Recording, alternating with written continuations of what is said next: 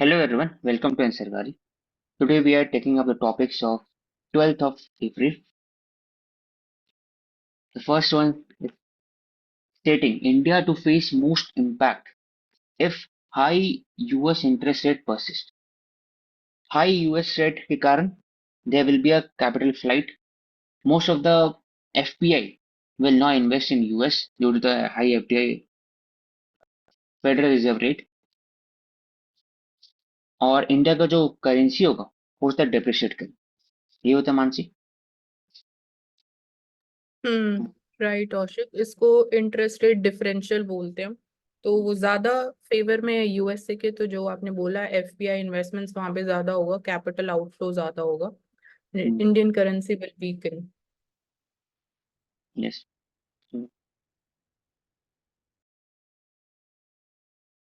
No shortage of capital fund due to the consolidated budget of three services. This showcases the rationalization and integration of procurement policy. पहले क्या होता था कि हर एक जो armed forces है, नेवी, एयरफोर्स एंड आर्मी, उनके different different procurement strategy होते थे. तो रैशनलाइजेशन ऑफ द प्रोक्योरमेंट या फिर पब्लिक यूटिलाइजेशन नहीं हो पाता था ढंग से. अभी डीएपी के कारण डिफेंस डिफेंस एक्विजिशन प्रोग्राम 2020 और सीडीएस के बाद there is a integration of both. तो हो सकते हैं. तो इंटीग्रेशन सिर्फ थिएटर बनाने में नहीं होता, प्रोक्योरमेंट में भी होता है और आर्म्ड फोर्स कॉलेजेस में भी. Logistic procurement colleges, arm force colleges और कॉम्बैट. कॉम्बैट मतलब टैक्टिकल थ्रेडेड. ये चारों जगह में इंटीग्रेशन. साइबर में भी 5.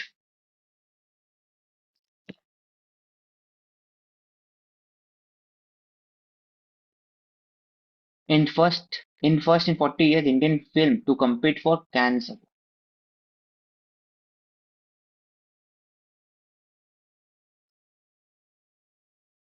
ये नाम है ना इसका. All we imagine as light.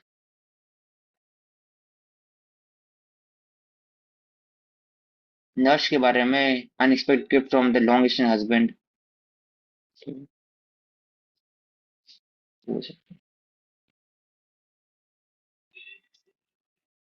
The next one, majority of principal commodities exported to China record growth. 90% of 90 commodity account for 67% of India's export basket to China. Iron ore, cotton yarn, spices, processed mineral. So India has increased its export rates इतने जगह पे. लेकिन we import, export iron ore करते हैं, import steel, we import finished small daily life product, we import finished semiconductor, silicon wafer, drug formulation, बाकी सब.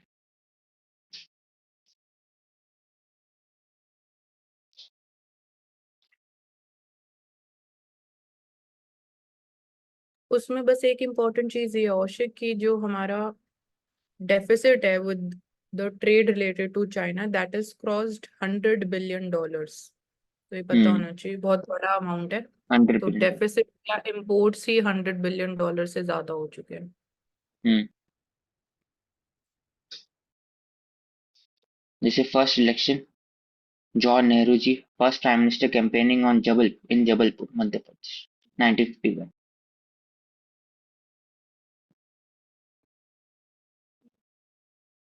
1951-52 में ballot size the size of a rupee note. बड़े बड़े कलर्स होते थे. इसमें से 318 seat out of 149 for Congress. Unique challenges थे जब ईसाई गठन हुआ था. पहले की इलिटरेसी रेट बहुत हाई था. कैसे लोग को अवेयर किया कि कैसे आप इलेक्शन करेंगे, सिखाए कैसे, वोटर अवेयरनेस प्रोग्राम, उसका प्रॉब्लम था. फ्री एंड फेयर इलेक्शन कैसे किया जाए, लॉजिस्टिक चैलेंजेस था. कम्युनिकेशन का गैप था. फिर उसमें यंग रिपब्लिक स्टेट और सेंटर के बीच में जो डिफरेंसेस था. जो newly form princely state that was integrated into the India, उसके अंदर में कैसे फ्री एंड फेयर इलेक्शन करवाए। तो पेपर पे तो आप इंटीग्रेट कर दिए थे इंडिया को, लेकिन ग्राउंड पे तभी वो पॉसिबल था जब इलेक्शन होता, establishment of the central forces और फिर ऑल इंडिया सर्विसेज ऑफिसर, तब जाके होता। तो वो हो रहा था उस समय 1999 51 के आसपास में। ऑफिस चेंज हो रहे थे, डीएम ऑफिस चेंज हो रहे थे, एग्जिस्टिंग जो सूबेदार थे वो चेंज होकर के डीएम ऑफिस बन रहे थे, तो अलग अलग फील्ड में काम हो रहा था। तो 51 में सिर्फ एक साल बाद ही इलेक्शन कराना बहुत बड़ा चैलेंज था। Ballot box, 19 lakh ballot box, electricity कितना 18% सिर्फ था। तो बैलेट बॉक्स को कैसे कैसे आइडेंटिफाई करते हैं, पंजा छाप या फिर और भी दिक्कत होता है। तो बैलेट बॉक्स इस डिफरेंट कलर में मार्क किया गया था बॉक्स को, ईच रिप्रेजेंटेटिव कैंडिडेट, जैसे स्कूल इलेक्शन में होता है, मॉनिटर इलेक्शन में, कि अलग अलग कैंडिडेट का बैलेट बॉक्स है, उसमें आप जाके दीजिए।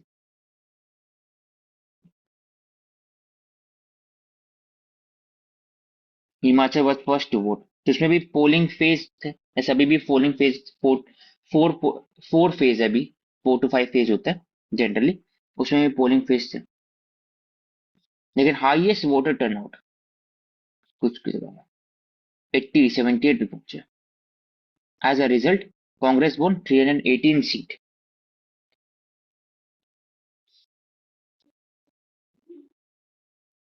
The Kaushik, socialist party, which part of the constitution talks about elections? Part which कौन सा है?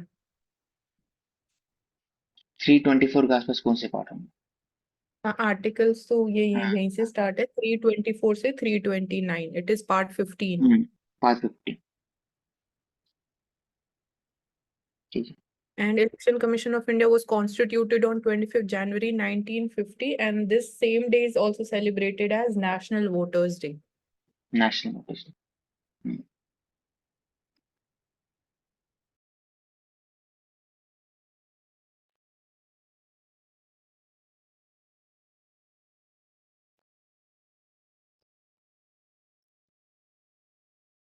Only few countries had the universal adult franchise. सोचो, इंडिया ने यूनिवर्सल एडल्ट फ्रेंचाइज उस समय दे दिया 1950 में, यूएस में नहीं आया था। यूएस में आफ्टर जो Martin Luther King, they had talked about civil rights movement 1965 कि ब्लैक को भी अधिकार होना चाहिए वोटिंग करने का, तो 1965 में यूएस में आया। जबकि 1774 में वो आजाद हो चुके थे, and it had formulated constitution in 1778। इतने साल के बाद 1888, 19 150 साल के ऊपर उन्होंने दिया। इंडिया ने जैसी रिपब्लिक बना वैसे दे दिया। तो एक एग्जाम्पल लिख सकते हो।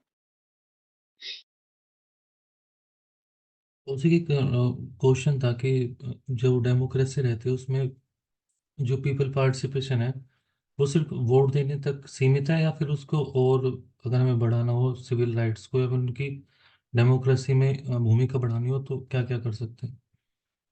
तो पहले डेमोक्रेसी में पहले होता था सिर्फ वोट एक ही बार अधिकार है, फिर बाकी, लेकिन धीरे धीरे कॉन्सेप्ट इवॉल्व होकर पार्टिसिपेटरी डेमोक्रेसी बना, जिसमें बोला जाता है कि आप रोजमर्रा जिंदगी में भी you have to make sure that government is accountable. Government को अकाउंटेबल कैसे बनाओगे? तो पहले बात है कि अब वोट देना ही है। दूसरा, मीडिया के थ्रू, सोशल मीडिया के थ्रू, या फिर पब्लिक पार्टिसिपेशन, सिविल सोसाइटी के through. Civil society becomes important arm to make the government accountable. वो एडीआर रिपोर्ट छापते हैं, वो they laid ADR report which talks about the corruption, which talks about the transparency election, democratic reform. उसके बाद फिर media उनका role रहता है, बीच बीच में सर्वे करवाते हैं। थर्ड में एनजीओ का रोल इसमें आता है। फिर लोकल पॉलिटिकल पार्टीज, वो भी जाती है घर घर तक, वो ये पूछते हैं मैनिफेस्टो में क्या होना चाहिए क्या नहीं होना चाहिए। हर एक लेयर्स में एलओसी इलेक्शन अलग नॉमिनेशन। अलग अलग टाइमिंग पे होता है। ग्राउंड लेवल का अलग होता है, लोकसभा का अलग होता है, स्टेट का अलग होता है, और लोकल बॉडीज का अलग होता है। इससे फिर एक नर्व्स पता चलता है कि कोई public policy. One nation one election policy के भी कहते हैं, इसकी जो टेंडेंसी है वो सेंट्रलाइज्ड दिखाई नहीं देती। हाँ तो yes, we have discuss in detail कि कुछ कुछ चैलेंजेस है, लेकिन सबसे अच्छा क्या हुआ कि आप इलेक्शन को 2 बार करा सकते हैं रादर देन कि एक ही बार 5 इयर्स में। यूएस में 2 बार होता है, हर 2 साल में एक बार होता है election, house of common, house of senate के लिए। 4 साल का वहां पर होता है, तो इंडिया में अगर 5 साल करो 2.5 2.5 साल में करा सकते हैं, ऐसा कर सकते हैं। तो जो आपने आपका कहना है वो सेंट्रलाइजेशन टेंडेंसी है कि आप जब 5 साल में एक बार कराए और बीच में कोई क्वेश्चन ही नहीं हो, लेकिन बीच में तो चलते आ रहा है ना, लोकल बॉडीज का इलेक्शन है, और बाकी फिर सोशल मीडिया का भी रोल है इसमें, हर जगह में। द पार्टिसिपेटिव डेमोक्रेसी कीवर्ड, इसमें की हाईलाइट ओवरऑल ये है कि even if 18.3% of people were knowing how to read and write, उसके बाद भी एडल्ट फ्रेंचाइज दिया गया, यूनिवर्सल फ्रेंचाइज। क्योंकि जहाँ तो पॉलिटिकल फिलोसफर जॉन लॉक वो भी बोलते थे कि हर एक इंसान के पास एक ह्यूमन रीजन होता है, माइंड होता है, वैसे ही गांधी जी ने बोला था कि चाहे वो अनपढ़ क्यों नहीं, लेकिन उनके पास पता रहता है क्या सही है क्या गलत है। इसलिए इंडिया ने इसको अडॉप्ट पहले कर लिया, जबकि यूएस ने 1965 में अडॉप्ट किया। Next, adjudicating authority, it is formed under PMLA 2002।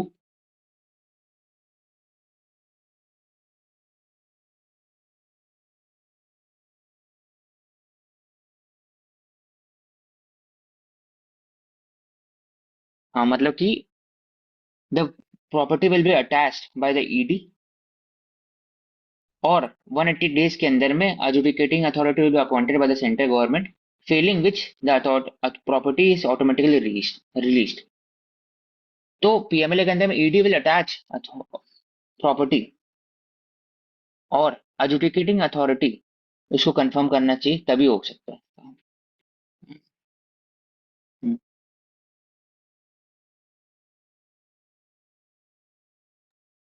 और जो पीएमएलए है, जैसे आपने बोला कि 2002 में नैक किया गया, तो this was under article 253। And उस टाइम पे जो मेन पर्पस था, जो इंटेंशन था of making this law was this, जो इंटरनेशनल कन्वेंशन है, Vienna convention, hmm, India's global commitment to this, इसको इम्प्लीमेंट करने के लिए। और जैसे United Nations convention against illicit traffic in narcotic drugs and psychotropic substances है। इसके अलावा और भी like human general assembly declaration 1990, तो ये पॉलिटिकल एंड ग्लोबल प्रोग्राम है, फाइनेंशियल एक्शन टास्क फोर्स से रिलेटेड। तो इंटरनेशनल कन्वेंशंस को इम्प्लीमेंट करने के लिए आर्टिकल 253, 2002 में वी हैड दिस एक्ट। हम्म। और जो भी अटैच प्रॉपर्टी हो तो कहाँ रहता है, it remains locked in the years, और उसको भेजा जाता है सेंट्रल वेयर हाउसिंग कॉर्पोरेशन, जहां पर जो कुछ पुराने गाड़ी नहीं, luxury cars, they attach to that.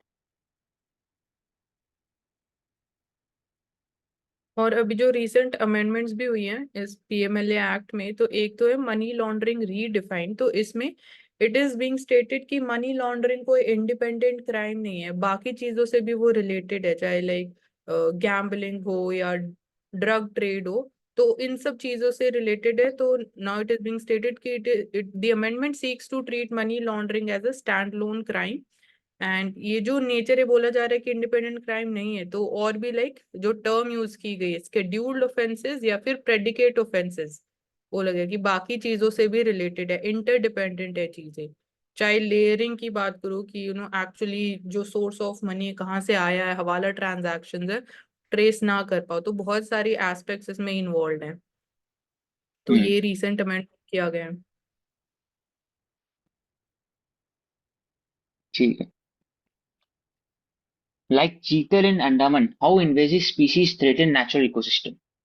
तो इन्वेजिव स्पीशीज का जो डेफिनेशन है, it is given by the convention of biological diversity CBD 1982, which states species whose introduction or spread outside their natural distribution threatens the biological diversity। This can include anything, microorganism से लेकर के animal तक, plants, fungi. तो in India also 1972 के अंदर में भी दिया हुआ है कि species of annual plant which is not native to India, India में नेटिव नहीं, उसको अगर इंट्रोड्यूस करेंगे इंडिया में, it will adversary impact the wildlife and its habitat, this is called a invasive species. तो अंडमान निकोबार में chital was not a native thing, इसको लाया गया था for the hunting purposes by the British colonial. अब वो चीतल धीरे धीरे ब्रीडिंग करते 500 हो गए, उसके बाद they are impacting, they are जो they are overall impacting the local biodiversity और ग्रासेस का बायोडाइवर्सिटी, तो स्मॉल स्पीसीज का biodiversity, that is why central zoo authority and wildlife board is talking about relocation of the चीते species. जैसे we discuss Botswana में परसों, कि Botswana में 1,30,000 एलिफेंट बाकी जगह से आ चुके हैं, जाम्बिया से, साउथ अफ्रीका से, कि वहां पर डेवलपमेंट ज्यादा है, यहाँ पर कम है, यहाँ पर प्रिस्टीन इन्वायरमेंट ज्यादा है, इसलिए वहां से ट्रैवल होकर यहाँ पर आ गए। अब बोट्सवाना में दिक्कत होता है कि वो कैसे ट्रांसलोकेट करें, तो क्या किए कि they are sending thousands of elephant to Germany. वैसे ही चीतल जो अंडमान में, इसको ट्रांसलोकेट कैसे कर सकते हैं, तो वे डिस्कस टू एस्पेक्ट, कि पहला कि आप तो हंटिंग दोगे लेकिन हंटिंग नॉट सस्टेनेबल, क्योंकि एक बार जब पैसा आना स्टार्ट होता है तो it creates a problem for the conservation और उससे रिलेटेड इंस्टीट्यूशन के लिए। हंटिंग शॉर्ट टर्म सोल्यूशन है सिर्फ, लॉन्ग टर्म के लिए ट्रांसलोकेशन है। ट्रांसलोकेशन कैसे कर सकते हैं विदाउट इंक्लूडिंग द गवर्नमेंट, क्योंकि अल्टीमेटली जो सेंट्रल जू अथॉरिटी उन्हीं को साइन करना पड़ेगा ट्रांसलोकेशन के लिए। तो वी कैन से दैट जो जू इंडिया के अंदर में, तो उनको इंसेंटिव दे सकते हैं कि आप चीतल को रख सकते हैं at a very affordable prices, क्योंकि ट्रांसलोकेट करने के लिए जू को खरीदना पड़ता है हर एक, और करोड़ में जाता है, तो फिर आप ट्रांसलोकेट कर सकते हो सस्ते भाव में, तो उसमें हो सकता है। तो ऐसी अलग अलग स्पीसीज है इंडिया में। अफ्रीकन कैटफिश नाम से अफ्रीका से है, Nile tilapia, red bill piranha, alligator gar, turtle species. African catfish was introduced in India to cater to the aquarium owners.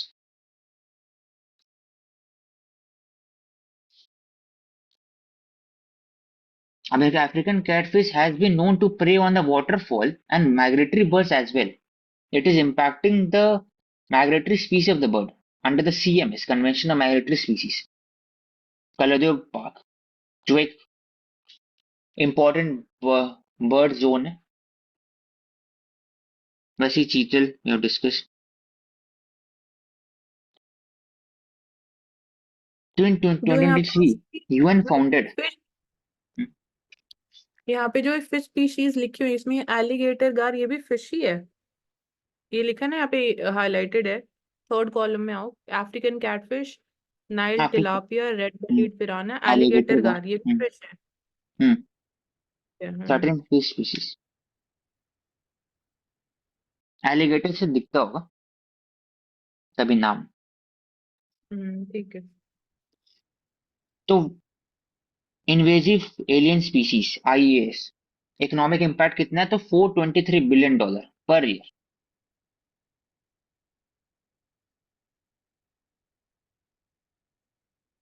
37,000 established alien species है that were introduced worldwide। कौन बता रहे हैं? IPBES।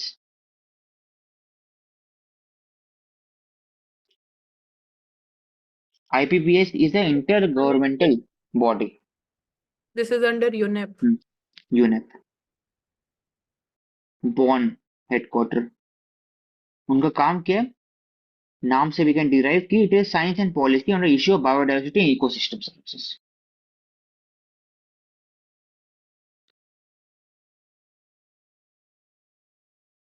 और hmm IPCC talks about climate change से related. IPBES इसे वही IPC type के है, लेकिन वो सिर्फ बायोडाइवर्सिटी एंड इकोसिस्टम के लिए। तो उसके एक ब्रदर है IPCC के, देखा जाए तो IPCC UNFCCC के अंदर में, ये UNF। हम्म ठीक है, just like IPCC is for UNFCCC, IPBS is for UNEP. You can understand. And economy services की भी बात करता है ये। And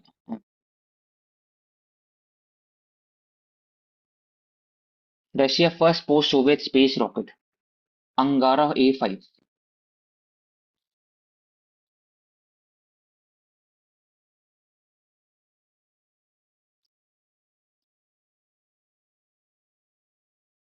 Angara rocket family is a launch vehicle जो 24,000 kg, इंडिया में हाईएस्ट 6 to 7,000 kg है. It can put 24,000 kg into low Earth orbit. तो जो मॉस्को के जो पहले जो व्हीकल थे उनका नाम सोयूज था, उसको रिप्लेस करने के लिए अंगारा बना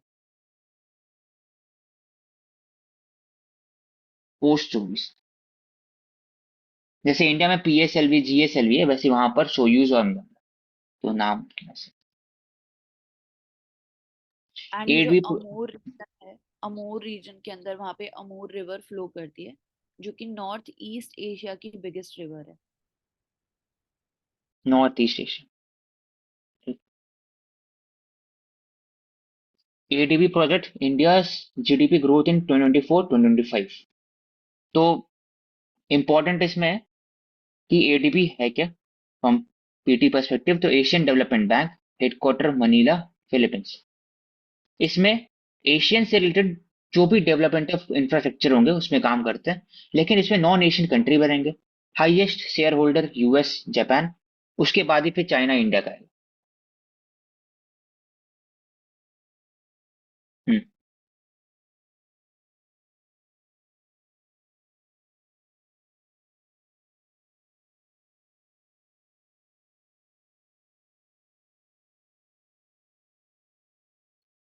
next CAR 19. This is technology just like CAR T cell therapy. तो बेसिक कैसे काम करते हैं, तो जो कैंसरस पेशेंट है उसके जो मैलिग्नेंट ट्यूमर मतलब कि जो specific tumour in the specific region वो स्प्रेड कर रहे हैं पूरे बॉडी में.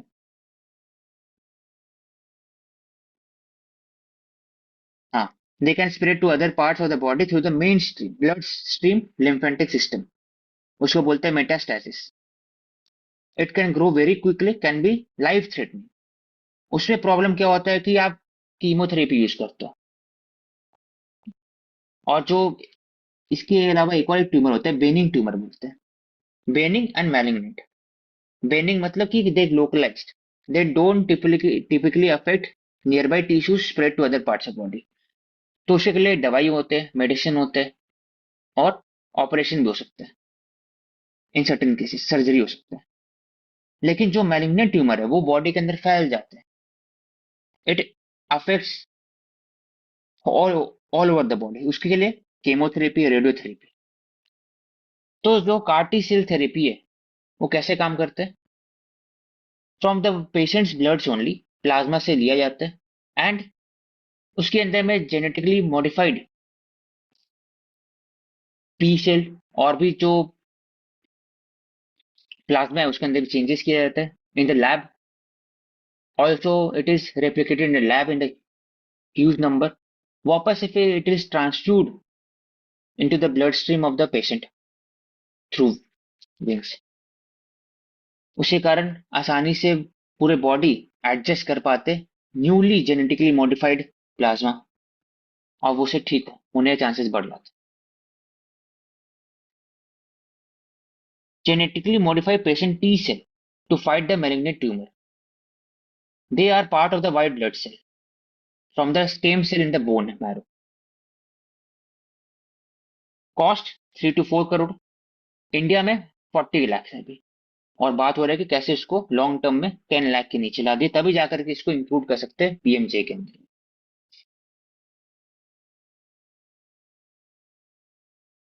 CAR T cell therapy, it is T cell is mostly made up of white blood cell collected from the patient through a process leukapheresis. Lab के अंदर modify किया जाएगा to express the protein called chimeric antigen receptor on the surface, replicate किया जाएगा और री engineered T cell को वापस से मल्टीप्लाई करके by millions in lab sent back and transfused to the patient. Patient usually undergoes chemotherapy before receiving such CAR T cell. मतलब chemotherapy से मैलिग्नेंट ट्यूमर को मारा जाए और CAR T सेल थेरेपी से आपका जो इम्यूनिटी है उसको स्ट्रॉन्ग किया जाएगा टू फाइट.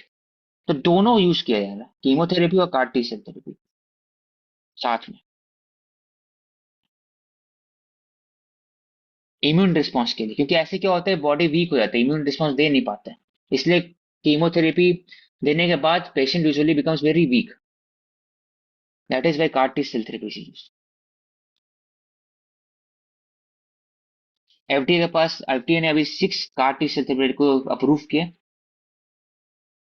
और नेक्स्ट जो नाम है NX CAR 19, it is part of the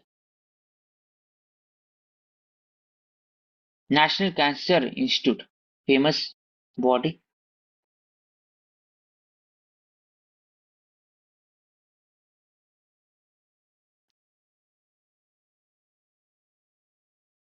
India में अगर बोला जाए तो यूएस में FDA,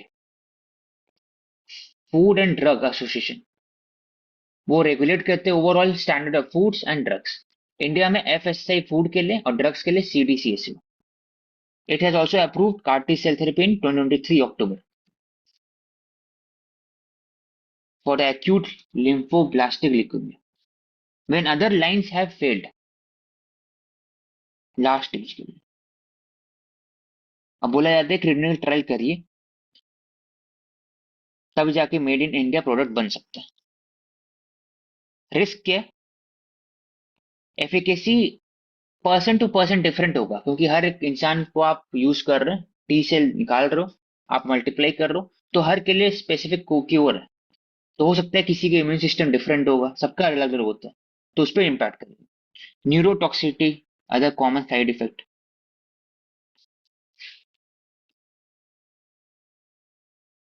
low blood cell, it is other infection हो सकता है, कॉम्प्लिकेशन हो सकता है, उसके लिए दवाई खाना पड़ेगा.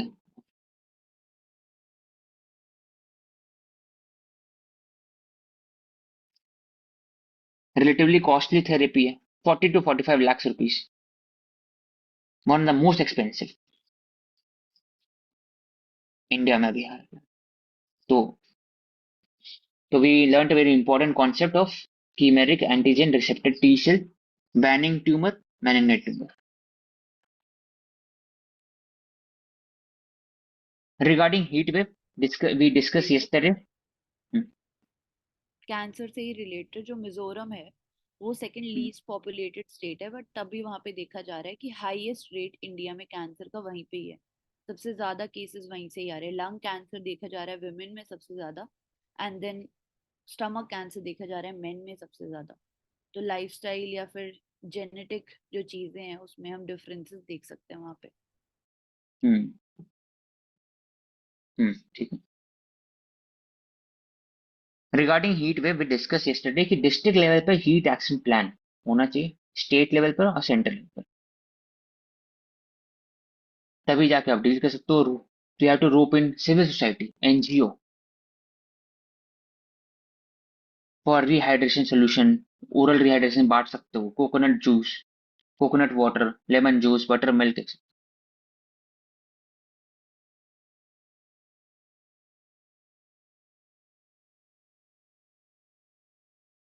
दूसरे 100 days of employment guarantee, driver, conductor, public transportation, home delivery personal, fire services, they should take extra care.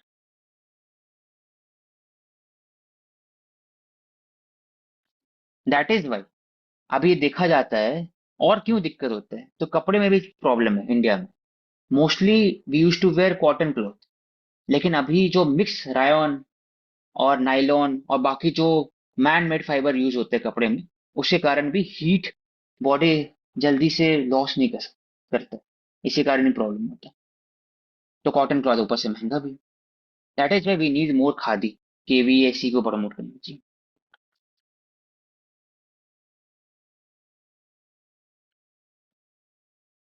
Anganwadi services, ASHA worker, first line of grassroots level healthcare system in India. Under malnutrition से लेकर के maternal mortality rate, child mortality rate directly impact होता है जब ASHA worker और anganwadi worker they create awareness, they nurse the family, और फिर they created services, they give services to the people. सब हो सकता है, गवर्नमेंट सर्विसेज, आईसीडीएस हो सकता है, पोषण, सब चीज।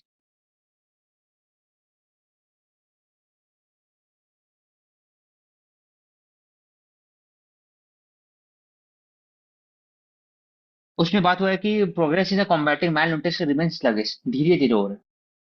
क्यों ऐसा हो रहा है? Overall because we are most focusing on quantity in NFSA.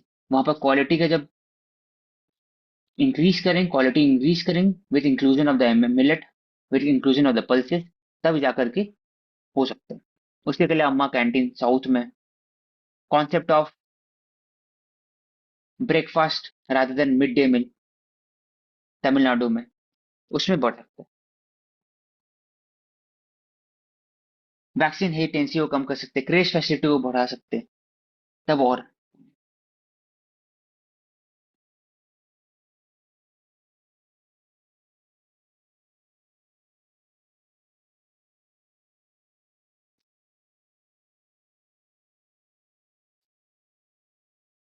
ISRO zero orbital debris milestone. तो PSLV launch vehicle 4 stage, solid liquid, उसमें क्रायोजेनिक इंजन नहीं है। जीएसएलवी में क्रायोजेनिक इंजन है, solid liquid and cryogenic engine. तो PSLV for the smaller satellite as compare to GSLV. PSLV को एक special condition specialise vehicle C-58 इसको launch किया गया था। पोएम बोलते हैं इसको, पीएसएलवी ऑर्बिटल एक्सपेरिमेंटल मॉड्यूल। इसका काम था कि ऑर्बिट में जाकर के it can be used for the various purposes, for example sun sensor, magnetometer, gyroscope, telecommand system to communicate with the ground station, हर एक चीज में। तो फायदा क्या हुआ पीएसएलवी पोएम 3 का, कि जो ऑर्बिटल में जब भेजते हैं तो सबसे बड़ा प्रॉब्लम होता है कि ऑर्बिटल डेब्रिस, अगर 1 ग्राम ऑर्बिटल डेब्रिस है and it is revolving around the earth in 27,000 kilometre per hour, तो उसका मोमेंटम बहुत हाई रहेगा। मोमेंटम हाई रहेगा, it can create a damage on the satellite and also the launch. इसलिए फिर क्या किया कि जो पोएम के जो 4 स्टेज होते हैं, spent fuel of the 4 stage PSLV के, इट हैज बीन यूज्ड कि इसको डी ऑर्बिट किया जाए, वापस से इसको अर्थ के ऑर्बिट में लाया जाए, ताकि पूरे जो फ्यूल, पूरे जो और सैटेलाइट है वो जल जाए और कुछ ट्रेस बचे नहीं due to the friction in the earth atmosphere. ये एक कॉन्सेप्ट होगी।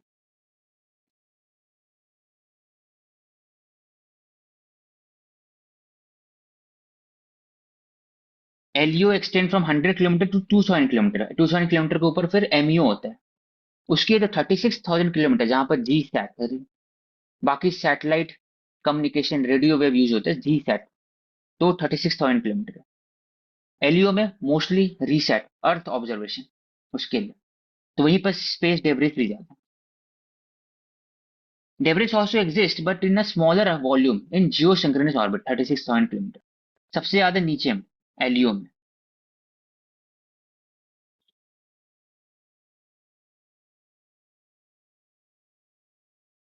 तो लिखा हुआ है कि 10 सेंटीमीटर से बड़े space object that is travelling 27,000 kilometre, तो 33,600 से डिवाइड कर दो, तो अप्रोक्सीमेटली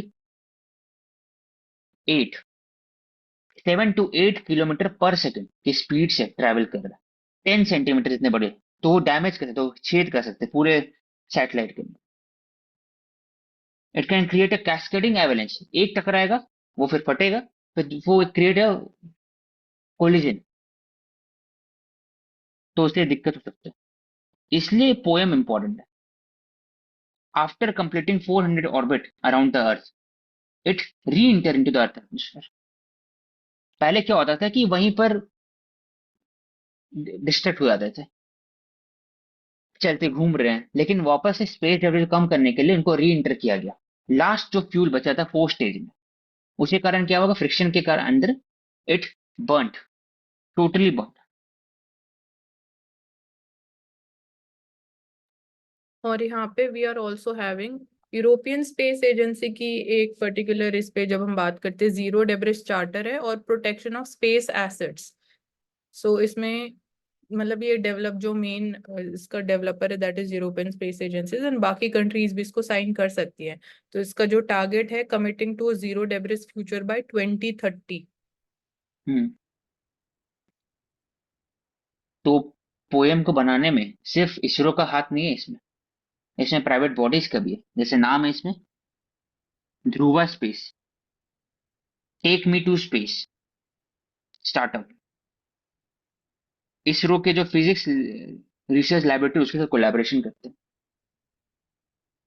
तो एक वी कैन लर्न कि प्राइवेट सेक्टर का रोल है। दूसरा, space debris mitigation guideline, it was specified by inter agency space debris coordination committee which UN endorsed in 2007.